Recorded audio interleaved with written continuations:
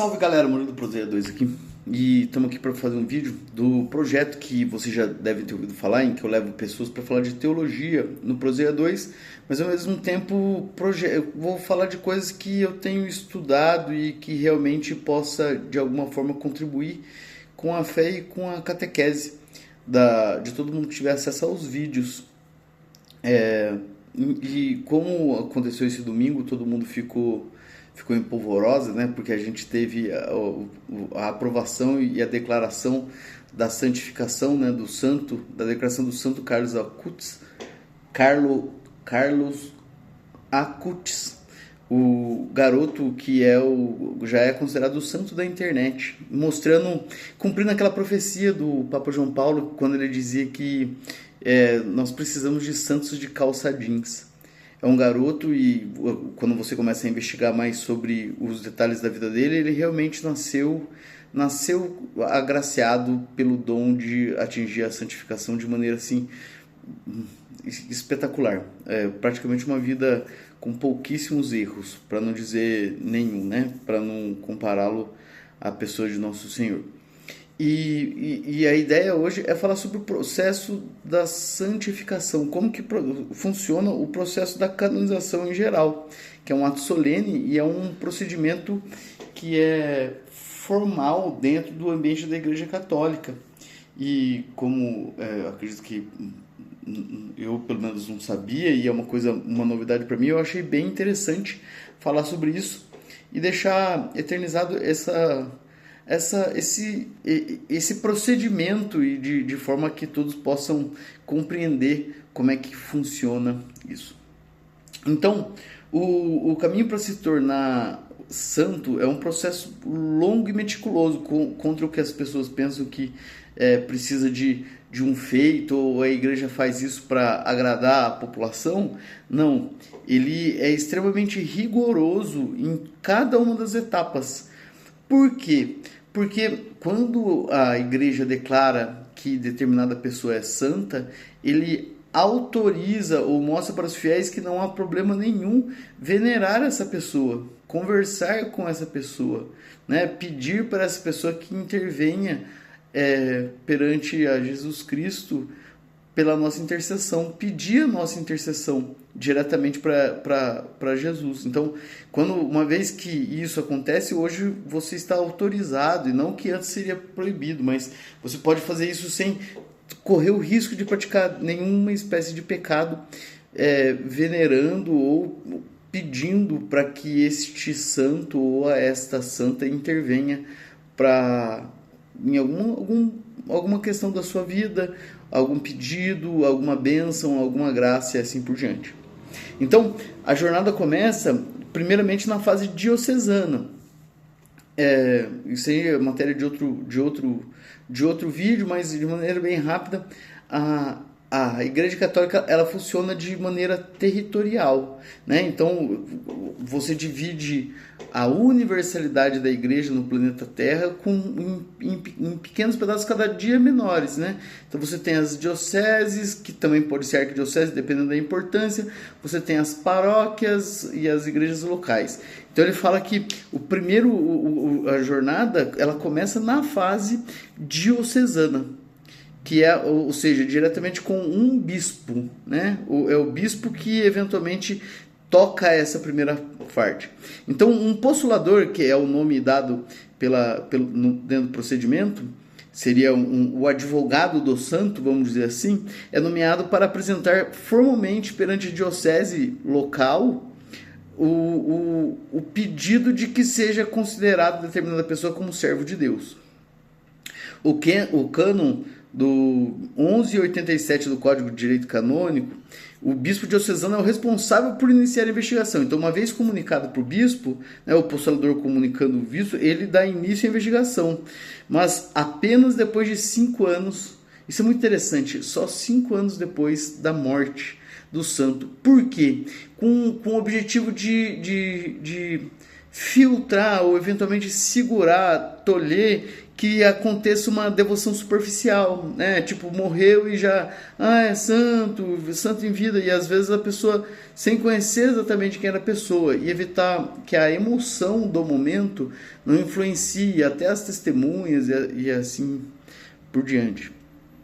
Então, daí o processo investigativo é uma fase jurídica em que começa a coleta de provas. Então, nesse momento, o bispo, ele através de nomeação ou através de pedido de investigativo de todo o seu corpo eclesiástico, né, que ele coordena, a busca de provas e documentos para que seja mostrar que é preciso que essa pessoa que é considerada uma serva de Deus, tenha vivido uma vida heróica cristã, né? Heróica, um grau heróico às virtudes cristãs. Uma vez que o bispo local aprova o pedido, a causa é enviada ao Vaticano e a pessoa recebe o título de serva de Deus. Então, acabando o procedimento, esse procedimento inicial, e o bispo entendendo que realmente há fortes indícios de que essa pessoa, ela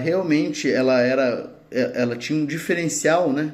Eu não posso dizer santa, mas eu acredito que ela pensa que o bispo pensa que essa pessoa era santa, ela já recebe o título de servo de Deus, que era uma pessoa diferenciada das outras pessoas. E olha que interessante, quando ele faz isso, ele que nomeia essa pessoa como título servo de Deus. Né? Então, acredito eu que nem caso não siga adiante o procedimento de canonização, a não ser que apareça algum fato que o bispo não tinha conhecimento anteriormente, dificilmente essa pessoa perde essa titulação. Não que seja importante, mas é importante para nós que queremos considerar a pessoa. Bom, feito isso, né, enviado o processo para o Vaticano, inicia a segunda etapa, que é conduzida pelo dicastério para as causas dos santos. Daí a legislação utilizada, né, é a Constituição Apostólica Divinus Perfection Magister, que foi promulgada pelo Papa João Paulo II em 1983.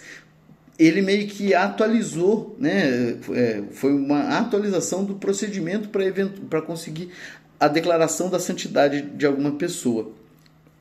E o que acontece depois disso? A Constituição Divina Perfection Magister, ela determina que uma comissão de teólogos e peritos deve analisar toda a documentação coletada na fase diocesana. Então, tipo, todos aqueles documentos que foram coletados pelo bispo, ele, né, exatamente, o bispo, isso, pelo bispo, ele vai ser analisado por teólogos e peritos. E quando a gente fala perito, gente, é perito chatão, tá? Eu assisti um vídeo explicando sobre o procedimento foi um podcast que rolou até na Inteligência Limitada, e em que um dos postuladores falaram que o computador do Carlos Acutis foi extremamente vistoriado, que eventualmente, por exemplo, uma leve pornografia que ele poderia ter acessado já seria um motivo para impedir ele desse agraciamento, dessa declaração e consideração dele como santo. Então fizeram realmente um pente fino na vida do Carlos Acutis. É muito interessante porque isso mudou e eventualmente ficou empolvorosa a comunidade, porque foi a primeira vez, né? É o primeiro santo da era moderna. Então investigou-se toda a vida pessoal, e hoje em dia, com o advento das redes sociais, as pessoas elas tendem a ficar cada dia mais expostas, ficando mais fácil para que a comissão investigue, né, os fatos vinculados à vida da pessoa. Bom, passado, né, analisando as virtudes heróicas, ou seja, a vida de fé e caridade daquele a quem se postula seja considerado santo, o Papa emite um decreto reconhecendo a heroicidade das virtudes, e a partir do momento que o Papa declara, ele passa a se chamar venerável. Olha que legal. Nesse momento já é possível a veneração, né? Tem bastante evangélico que ao criticar a Igreja Católica, critica a Igreja Católica alegando que os católicos adoram imagens, adoram santos. Não é uma verdade. O que acontece nada mais é que de veneração, uma forma de venerar, de colocar como meta essa pessoa, tá? Nós só adoramos a Deus. Isso que fique muito claro, beleza? O católico, ele só adora a Deus. Bom, passada essa fase, começa o processo de beatificação. E qual que é a grande diferença do processo da pessoa que é venerável para o processo de beatificação? A existência de milagre. Aí o bicho pega atualmente. Por quê? Porque para que o milagre seja reconhecido como milagre formalmente, ele está no Código Canônico, no Cânon 187 também do Código Canônico, exige a veneração dos beatos e santos esteja baseada em atos autênticos. No caso dos milagres, significa um processo rigoroso, regulamentado pelo direito canônico, que inclui uma investigação científica e médica. Uma comissão de peritos vaticanos examina a cura para certificar-se de que não há explicação natural. E é muito legal que essa comissão, ela muitas vezes nem tem pessoas crentes, tá? Nem às vezes é católico, muitas vezes são compostos por pessoas que são ateus, e existem muitos relatos de pessoas que acabam se convertendo após esse ato. Olha que interessante. Então ela começa a investigar a vida do santo, os milagres alegados que foi os santos que praticaram, né? Foi por intervenção direta do santo específico, no caso, por exemplo, o Carlos Acutis. E só então que essa comissão, né? Essa comissão é uma comissão técnica e científica, médica, declara que não é possível explicar naturalmente o que ocorreu, é que então o processo segue adiante e depois acontece o processo através de um ato jurídico e solene do Papa, que autoriza a veneração pública da pessoa, mas apenas em certas regiões ou para ordens religiosas específicas. Então, nesse momento ele declara, é possível beatificar, tal pessoa é beata, né? E então ele especifica, olha, é possível a veneração não mais apenas, não para todos, não é ainda considerado um santo da igreja, mas para aquela comunidade, para aquele povoado, para essas pessoas que forem diretamente envolvidas e atingidas ou que conheciam a figura do santo, elas possam iniciar e continuar esse processo de veneração. E uma coisa que é legal é que, olha só, que só tem uma exceção para a beatificação sem milagre, que é a figura dos mártires, aqueles que morrem por defender Cristo, ou morrem por Cristo, né? Aqueles que morrem defendendo a ideia de que Cristo é Senhor, de que Cristo é o Deus verdadeiro, e a figura da Trindade, e todos esses pormenores doutrinários e dogmáticos da igreja, que pode ser assunto para um outro vídeo, caso vocês gostem e peçam algum comentário para mim. Por fim, começa a etapa final, que é quando acontece um segundo milagre. Então, o primeiro milagre faz com que a pessoa se torne beata, né? Com o segundo milagre, passando por todo esse rigorosismo científico, não é todo rigoroso científico, uma coisa que fala que a igreja que mais aposta na ciência e utiliza da ciência é a Igreja Católica, porque para considerar alguém santo, a quantidade de análise que se faz da vida da pessoa é algo extraordinário e gigantesco, assim.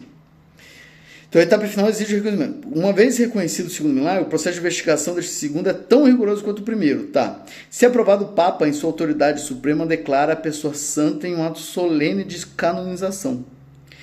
Este ato é considerado um exercício do magistério infalível do Papa. É quando ele senta na cadeira de Pedro e lê como se fosse uma encíclica, né? Que significa que, ao canonizar, a igreja propõe a pessoa como um modelo de fé para a Igreja Universal.